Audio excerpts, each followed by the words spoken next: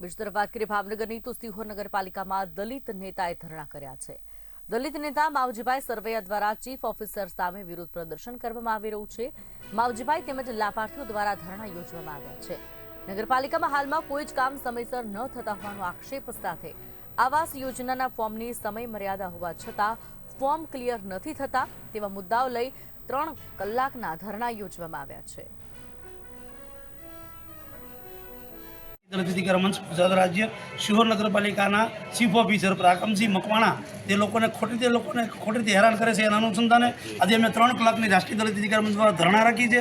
અમારી માંગણી છે કે જે ગરીબ લોકો બાંધકામની મંજૂરી માંગે જ્યારે એને 4-5 મહિના ખોટી રીતે હેરાન કરે છે।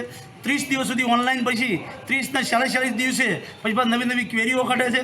સફાઈ કામદારો જે લોકો મજૂરી કરે છે રાત્રે સફાઈ કામદારોને કામ બહેનોને કામ કરાવવામાં આવે છે અને એના પગાર કાપવામાં આવે છે।